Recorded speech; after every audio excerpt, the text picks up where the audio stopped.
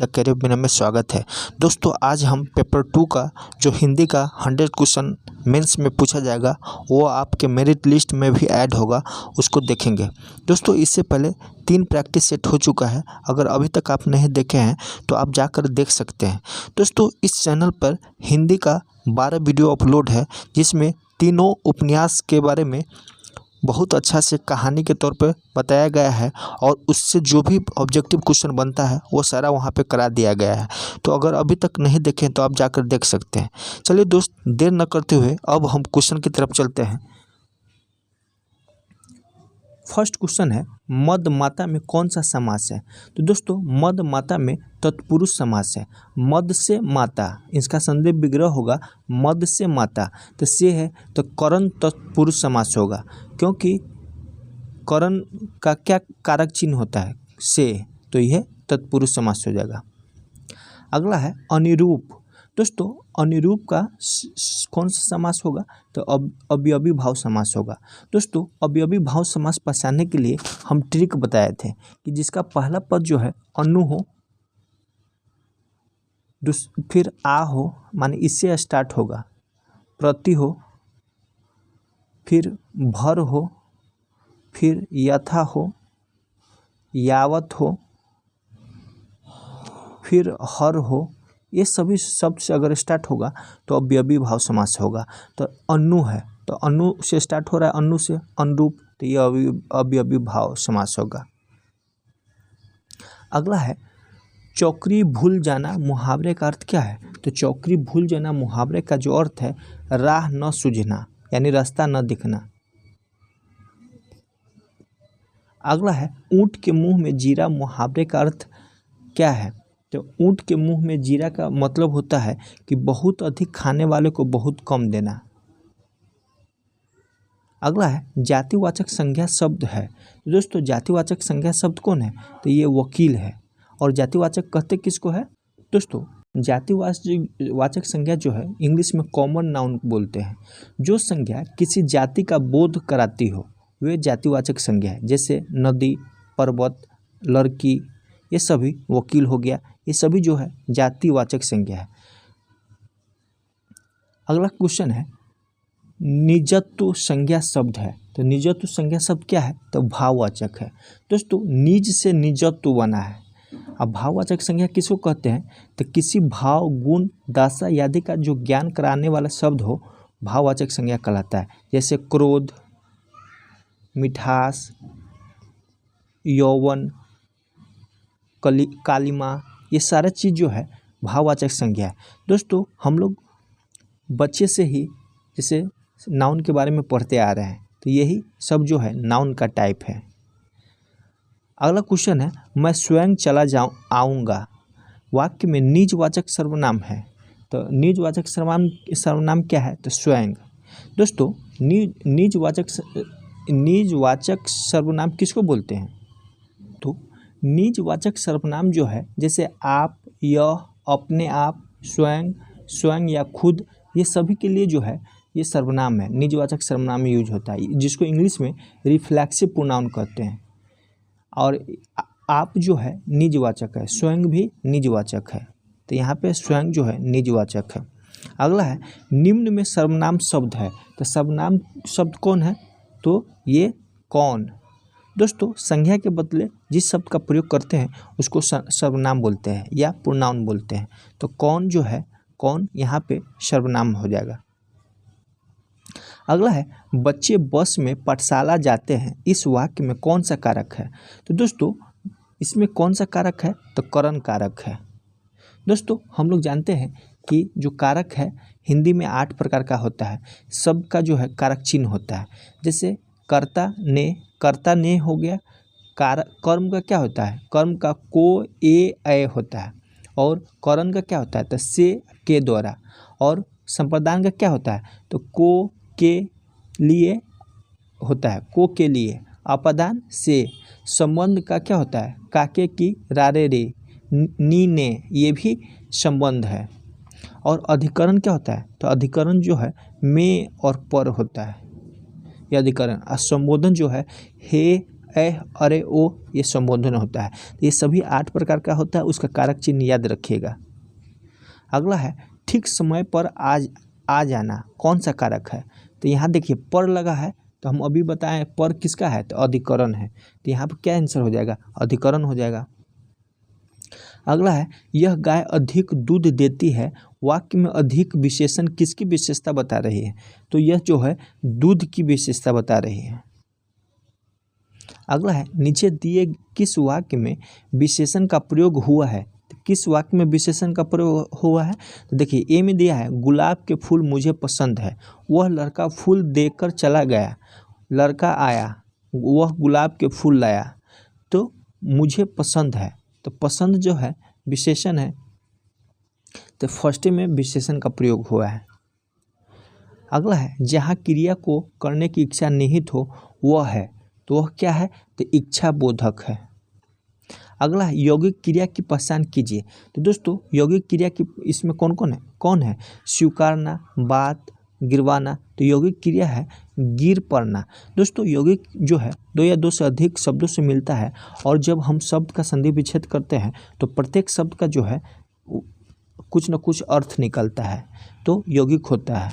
तो यही यौगिक गिर जाना, तो गिरना और गिर पड़ना है, गिर पड़ना। तो पढ़ना यानी लेटना है और गिरना है, तो अंदर इसका संधि विच्छेद कीजिएगा तो दोनों का अर्थ आता है।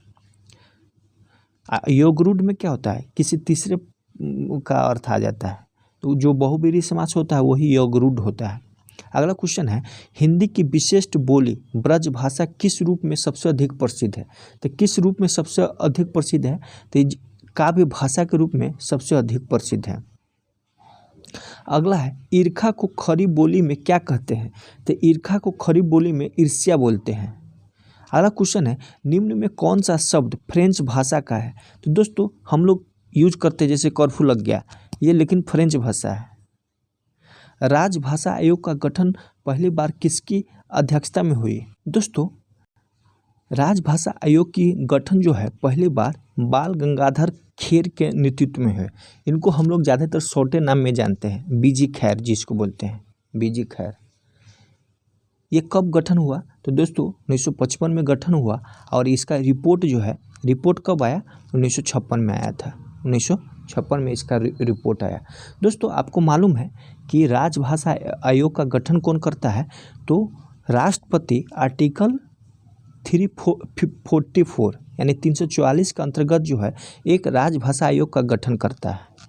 और कितने साल पर करने का प्रावधान है? तो शायद 5 वर्ष है, ये आप लोग देख लीजिएगा। 5 साल पे जो है राजभाषा आयोग का गठन किया जाता है, तो आर्टिकल 344 के अंतर्गत होता है। अगला है निम्नलिखित शब्दों में से तद्भव शब्द को पहचानिए। तो तद्भव शब्द क्या हो जाएगा? तो इसमें जो है जामुन है, ये तद्भव शब्द है। अगला है ध्वनि परिवर्तन के बाह्य कारणों का प्रभाव किन किन क्षेत्रों पर पड़ता है? तो ये जो है व्यक्तिगत, सामाजिक और भौगोलिक क्षेत्रों पर सभी पड़ता है। निशिदीन बरसत नयन हमोर, इस पंक्ति में कौन सा रस है? तो दोस्तों इस पंक्ति में जो है विप्रलभ श्रृंगार रस है। दोस्तों हम फर्स्ट ही प्रैक्टिस सेट में जो डिटेल से बात किए थे उसमें बताए थे कि रस का कौन कौन प्रकार होता है। तो श्रृंगार रस जो है ये अस्थाई भाव इसका क्या है? तो प्रेम है, रति है। और हास्य रस का हास है। करुण रस का क्या है? करुण रस का जो है शोक है, करुण रस का शोक है। और वीर रस का क्या होता है? तो वीर रस उत्साह को, इसका अस्थाई भाव है उत्साह। और रौद्र रस क्रोध का, रौद्र रस जो है क्रोध का है। भयानक रस जो है इसका क्या है? अस्थाई भाव भय है। और विपत्त रस जो है घृणा का है। अद्भुत रस जो है ये अद्भुत दिया है तो इसका आश्चर्य है, क्या है? आश्चर्य। शांत रस जो है क्या है? निर्वेद है, सम है, इसका अस्थाई भाव। और वत्सल रस जो है वात्सल्य रति है, वात्सल्य रस है। और भक्ति रस भगवत विषयक रति है, यानी अनुराग है। तो ये सभी रस का प्रकार है, इसका अस्थाई भाव आप लोग जरूर याद रखिएगा। अगला क्वेश्चन है त्रिशूल बराबर शूल शब्द किस लोप का उदाहरण है? तो किस लोप का उदाहरण है? तो ये अक्षर लोप का उदाहरण है। चौपाई के प्रत्येक चरण में मात्रा होते हैं, तो कितने मात्रा होते हैं, तो ये 16 मात्रा होते हैं। अगला है मानुष है तो वही रसखान, बसो ब्रज गोकुल गांव के कौन सा रस है। तो कौन सा रस है, तो ये वात्सल्य रस है। अभी हम चर्चा किए हैं वात्सल्य रस जो है ये वात्सल्य रति है, यानी किलकत कान्ह घुटरूबन आवत, ये वात्सल्य रस का एक उदाहरण है। जैसे मणिमय कनक नंद के आंगन बिंब पकड़िवे घाव, सूरदास का ये वाक्य है, इसमें भी वात्सल्य रस है। अगला है निम्नलिखित में से किसका संबंध उत्तर आधुनिक से नहीं है। तो उत्तर आधुनिक से नहीं है किसका, रेमंड विलियम्स का जो है उत्तर आधुनिक से नहीं है। कवि का महत्व एक मोची सा है, यह विचार है। तो यह विचार किसका है, तो यह विचार जो है प्लेटो का है। किसका है, प्लेटो का। अधिसूचना का अंग्रेजी अनुवाद क्या होता है, तो अधिसूचना का अंग्रेजी अनुवाद जो है नोटिफिकेशन होता है। अगर अगला क्वेश्चन है आदरणीय महोदय संबोधन किस प्रकार का पत्र में प्रयुक्त होता है। तो किस प्रकार के पत्र में प्रयुक्त होता है, तो कार्यालयी पत्र में होता है। अगला क्वेश्चन है विद्यापति को सिंगारी कवि किसने कहा। तो दोस्तों विद्यापति को सिंगारी कवि जो है रामचंद्र शुक्ल जी ने कहा था। संतो देखत जग बौराना, बौराना क्या है, तो क्या बौराना है, तो ये बावला है, बावला। अगला है तेल में डूबी हुई गगरी को क्या स्पर्श नहीं कर पाता है। तो तेल में डूबी हुई को जो है ये जल स्पर्श नहीं करता है। अगला है बीथा शब्द का तत्सम रूप क्या है। तो बीथा शब्द का तत्सम रूप जो है व्याथा है। अगला है तुलसीदास का निधन कब हो गया। तो तुलसीदास का निधन जो है ये 1623 ईस्वी में हुआ। और इनकी जन्म कब हुआ था दोस्तों, इनका जन्म जो है कब हुआ था, तो इनका जन्म जो है 1532 ईस्वी में हुआ था। और कहाँ हुआ था, तो राजापुर में हुआ था। दोस्तों इसकी पत्नी का नाम क्या था, तो रत्नावली था। और माता का नाम हुलसी था। और पिता का नाम जो है आत्माराम दुबे था। और दोस्तों गोस्वामी तुलसीदास का उपनाम क्या था, तो मानस का हंस था। उपनाम जो है मानस का हंस था। और इनकी प्रमुख रचना क्या है, तो श्री रामचरितमानस है, विनय पत्रिका है, कवितावली है, गीतावली है, ये सभी जो है इनकी रचना है। इनकी भाषा क्या था, तो इनकी भाषा जो है अवधी और ब्रज भाषा था। और जन्म काल जो है भक्ति काल में है, भक्ति काल में। इनका जो है रामचरितमानस तो सभी आदमी जानता है, लेकिन विनय पत्रिका, कवितावली और गीतावली आप लोग को जानना है। अगला है बैरवे रामायण की रचनाकार कौन है। तो बैरवे रामायण के रचनाकार जो है कौन है, तो ये तुलसीदास जी ही है। अगला है विद्यापति डैश है। तो विद्यापति क्या है, तो विद्यापति जो है श्रेष्ठ गीतकार भी है, भाषा और गौरव रस का ये सभी है। अगला है कबीरदास का लालन पालन किस जाति के दंपति के द्वारा हुआ था। तो कबीरदास का जो है लालन पालन ये जुल्हा के घर में हुआ था। अष्टछाप की स्थापना किसने की थी। तो दोस्तों अष्टछाप की स्थापना जो है ये बल्लभाचार्य ने की थी। लेकिन इसके बारे में बोला जाता है दोस्तों महाप्रभु श्री बल्लभाचार्य और इनके जो पुत्र थे, क्या नाम था इनके पुत्र का, विट्ठल नाथ जी। इनके पुत्र का नाम था विट्ठल नाथ जी।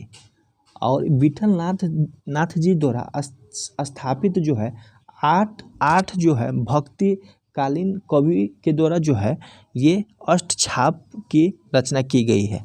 यानी बल्लभाचार्य और इनके पुत्र जो विट्ठल नाथ है, इनके द्वारा स्थापित जो है 8 कवियों के द्वारा जो है ये अष्टछाप की रचना की गई है। और इसमें क्या रचना है, इसमें किन के बारे में लिखा गया है, तो श्री कृष्ण जी की लीलाओं की गुणगान किया गया है। श्री कृष्ण जी की लीलाओं की गुणगान किया गया है। अब कब लिखा गया, तो 1565 ईस्वी में लिखा गया है, इसको याद रखिएगा।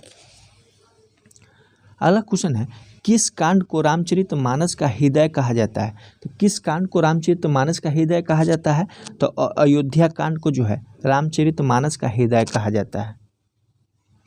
अगला है शिवराज भूषण में कितने अलंकारों का निरूपण हुआ है। तो कितने अलंकारों को, तो 105 अलंकारों का।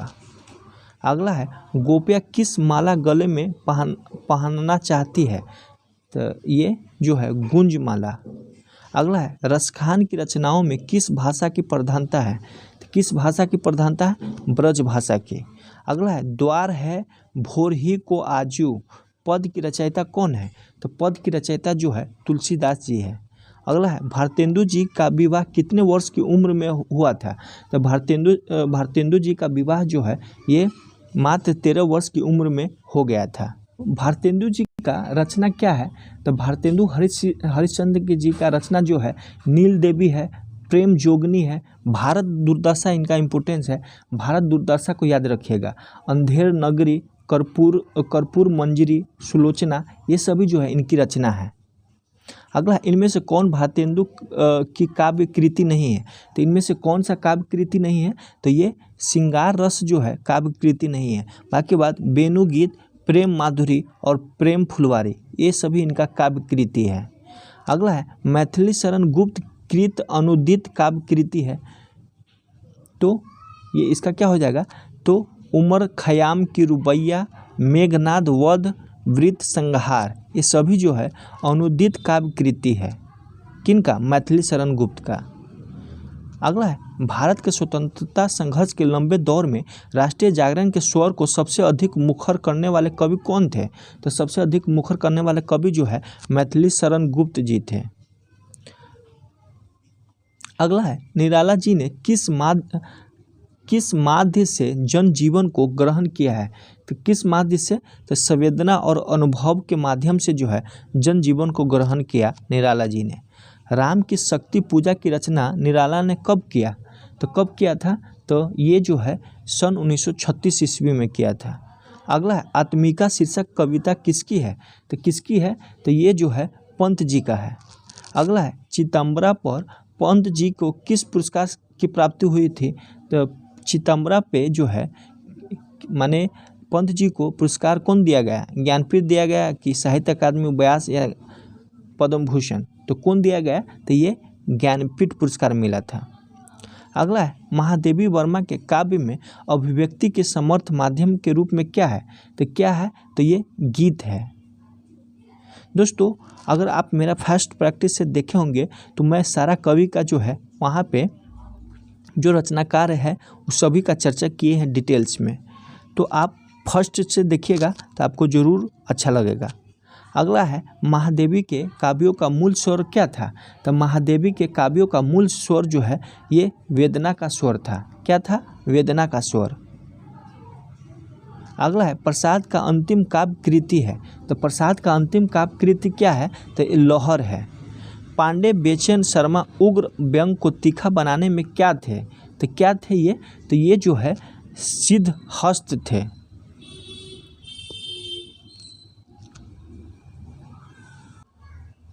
अगला क्वेश्चन है दिनकर जी ने किस वर्ष पद्म भूषण सम्मान से सम्मानित किए गए, तो किस वर्ष किए गए, तो ये 1959 ईस्वी में। दोस्तों किस रचना के लिए इनको मिला था, तो ये उर्वशी के लिए मिला था, उर्वशी के लिए ज्ञानपीठ का पुरस्कार।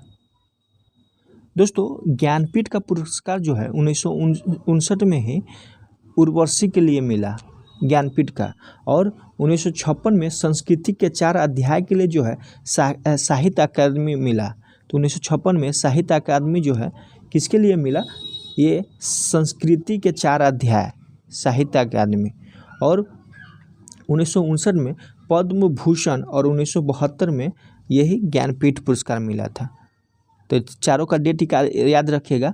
साहित्य अकादमी जो है 1956 में संस्कृत के 4 अध्याय के लिए मिला, और उर्वशी जो है इसके लिए ज्ञानपीठ पुरस्कार 1972 में मिला।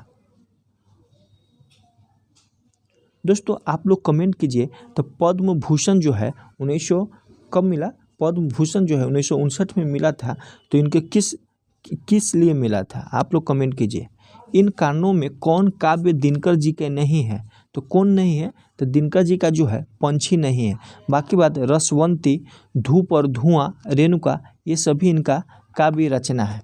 दोस्तों और क्या रचना है, तो इनका और गद्य में जो रचना है अर्धनारीश्वरी, नारीश्वर, बट पीपल, उजली आग, भारतीय संस्कृति के 4 अध्याय, ये सभी जो है इनका गद्य है। काव्य में तो रेणुका है, हुंकार है, कुरुक्षेत्र है और रश्मि रथी है, फिर परशुराम की प्रतिज्ञा है। ये सभी जो है इनका काव्य रचना है। धूप और धुआं भी है, रेणुका है और रसवंती भी है। और इसमें जो न है, जैसे रेणुका तो इसमें है हुंकार, कुरुक्षेत्र, रश्मि रथी, ये याद रखिएगा। हुंकार, कुरुक्षेत्र, रश्मि रथी और परशुराम की प्रतिज्ञा इनकी काव्य रचना है। नदी के द्वीप शीर्षक कविता किसकी है? तो नदी के द्वीप जो है अज्ञेय जी का है। अगला है, अज्ञेय जी के संपादन में किस नाम से कविता संग्रह निकाली? तो किस नाम से? तार सप्तक के नाम से। अगला है, नागार्जुन द्वारा मैथिली भाषा में रचित उपन्यास का नाम बताइए। तो क्या है? तो ये पारो है। अगला है, निम्नलिखित में से कौन सी कविता नागार्जुन की मैथिली भाषा में लिखी गई है? तो कौन सी कविता? तो ये चिंता और पत्रहीन नग्न गाछ, ये दोनों है। अगला है, इनमें से कौन काव्य कृति सर्वेश्वर दयाल सक्सेना की नहीं है? तो सर्वेश्वर दयाल सक्सेना की जो काव्य नहीं है, ये माया दर्पण नहीं है। बाकी बात गर्म हवाएं, एक सुनी नाव और बांस का पुल, ये तीनों है। नागार्जुन की दृष्टि में यमदूत जनता के लिए किसके समान है? तो किसके समान है? तो ये बंधु के समान है। अगला है, धूमिल की कविता किस कारण अलग से पहचानी जाती है? तो किस कारण से? तो मुहावरेदार भाषा के कारण। दोस्तों, आप लोग कमेंट किए थे कि धूमिल के बारे में नहीं पढ़ना है, लेकिन यहाँ कोई लिखा हुआ नहीं है कि यही कवि के बारे में हमको पढ़ना है। तो जो आता है, आप पढ़ने में क्या जाता है, पढ़ लीजिए, ध्यान में रखिएगा। मान लीजिए यही क्वेश्चन आ गया तो आप सही कर सकते हैं। मुहावरेदार भाषा के कारण जो है इनकी अलग पहचान था धूमिल का। इनका एक अलग नाम था, धूमिल शॉर्ट नेम है। आगे आ भी गया। धूमिल का मूल नाम क्या है? तो धूमिल का मूल नाम जो है सुदामा पांडे है। अगला है, राय साहब अमरपाल सिंह किसके प्रेमी थे? तो किसके प्रेमी थे? तो ये साहित्य और संगीत के प्रेमी थे। अगला है, उपन्यास मैला अंचल में बिहार के किस जिले में की बात की गई है? तो ये पूर्णिया जिले का है। दोस्तों, मैला अंचल जो है हम बहुत ही अच्छा से पढ़े हैं। अगर आप उस वीडियो को देख लेंगे तो जरूर आप क्वेश्चन सही करेंगे। पंडित राधेलाल किसी भी मुकदमे के क्या बन सकते थे? तो चश्मदीद गवाह बन जाते थे। अगला है, उपन्यास गोदान का मुख्य पात्र क्या है? इसके बारे में भी बहुत इंटरेस्टेड कहानी है, आप अगर देखिएगा तो आपको भी मज़ा आएगा। होरी राम है। गोबर और जो भोला था, गाय वाला भोला, उसकी बेटी जो विधवा थी, गोबर से प्यार हो जाता है। तो इस तरह से कहानी है, आप पढ़िएगा एक बार तो बहुत बेस्ट लगेगा आपको और याद भी हो जाएगा। मेरीगंज गांव में पढ़े लिखों की संख्या कितनी थी? तो मेरीगंज गांव में पढ़े लिखों की संख्या 25 थी। अगला है, राग दरबारी उपन्यास के आधार पर शिवपालगंज में कितने थाने थे? तो एक ही था। अगला है, अंग्रेज भारत को क्या कहते हैं? अंग्रेज जो है भारत को जो है काला कहते थे। ध्रुव स्वामिनी नाटक की आधारकृति है।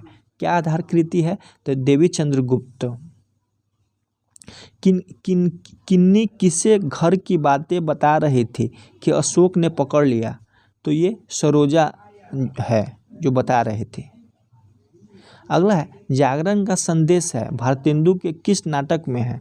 तो ये भारत दुर्दशा, विलयस विस्मोधम, अंधेर नगरी, ये सभी में है। अगला है, चंद्रगुप्त शक शिविर में ध्रुव स्वामिनी के साथ जाता है, वहाँ सहसा परिचय किस नाम से होता है? तो ये चंद्र के नाम से परिचय होता है। पुरुष एक दिन किसके यहाँ जाने की बात कहता है? किसके यहाँ जाने की बात कहता है? जुनेजा के यहाँ। अगला है, भार में जा किंतु आज तक दुख की भट्टी में जनता ही तो रही है, किसका कथन है? तो यह कथन जो है किसका है? तो यह कथन जो है शराबी का है। अगला है, वह है मेरा अन्नू अन्नू कहता है कि वह है, वही है मैं नहीं हूँ, इस पंक्ति में किसके होने का भाव व्यक्त करता है? तो ये सर्वशक्तिमान परमात्मा का व्यक्त करता है। अगला है, Jesus said art am the light of the world, he that followeth me shall not walk in darkness but shall have life. यह किसकी आवाज़ थी? तो यह आवाज़ जो है एल्मांड की आवाज़ थी, एल्मांड की। अगला है सिर्फ रुपये से ही आदमी अमीर नहीं होता है, किसने कहा था? तो यह जो है गजाधर बाबू ने कहा था। अगला है अजी भूख नहीं तो ऐसे कार्यों का फल और क्या होगा, यह कथन किसका है? यह कथन जो है शुक्ला जी का है। अगला है शराब न पीने की सौगंध किसने लेनी पड़ी? तो किससे लेनी पड़ी? तो ये शराबी को। अगला है पानी के उबाल देने से उसकी खराबी जाती है रहती है, यह बात किससे मालूम नहीं था? तो यह बात जो है ये गंगी और जोख को मालूम नहीं था। दोस्तों ये भी कहानी जो है बहुत ही अच्छा है, आप अगर एक बार पढ़ लेंगे तो जो अभी समाज में छुआछूत है, इसमें जो कुआं रहता है उसके बारे में जो हम लोग कहानी की चर्चा करें, ठाकुर का कुआं जो प्रेमचंद का है, बहुत ही मार्मिक कहानी है और बहुत ही छोटा कहानी है, लेकिन ये बहुत बड़ा संदेश देता है। अगर इसका भी वीडियो हम बनाए हुए हैं, आप देख लीजिए, ज़रूर आपको सारा क्वेश्चन वहाँ से बन जाएगा। क्वेश्चन है परिंदे संग्रह में संकलित कहानी की संख्या कितनी है? तो संकलित कहानी की संख्या 7 है। अगला है दिल्ली में एक मौत किनकी एक कहानी है? तो किनकी एक कहानी है? तो कमलेश्वर की कहानी है। दोस्तों अगर आपको थोड़ा भी अच्छा लगता है तो शेयर ज़रूर कीजिए, बहुत मेहनत पड़ता है ये सब बनाने में, व्यू जाएगा तभी अच्छा रहता है, फिर हम भी और अच्छा से वीडियो बनाएंगे। अगला है गजाधर बाबू कितने साल की नौकरी के बाद रिटायर होकर घर जा रहे थे? तो कितने साल के बाद? तो 35 साल के बाद। अगला है कुछ होगा ही लोगों के जेब के पैसे खींचने के लिए कुछ बहाना चाहिए, यह कथन जो है शुक्ला जी का है। पिंकी क्या है? तो दोस्तों पिंकी जो है कुत्ता है। अगला है पृथ्वीराज रासो किस कवि की रचना है? तो ये चंद्रबदाई की रचना है। कवित रत्नाकर के लेखक कौन है? तो कौन है? तो ये सेनापति है। अगला है गोस्वामी विट्ठलनाथ द्वारा अष्टछाप की स्थापना का वर्ष क्या है? तो इससे पहले हम लोग चर्चा भी किए हैं, तो क्या है? 1965। दोस्तों इसमें डाउट है 1565 है या 1965, आप लोग कंफर्म कीजिएगा, क्योंकि हम उसमें 1565 बताया है, हम 1565 जानते हैं। अगर 1965 है तो आप लोग सुधार सकते हैं। यही गोस्वामी विट्ठलनाथ जो उनका बेटा था।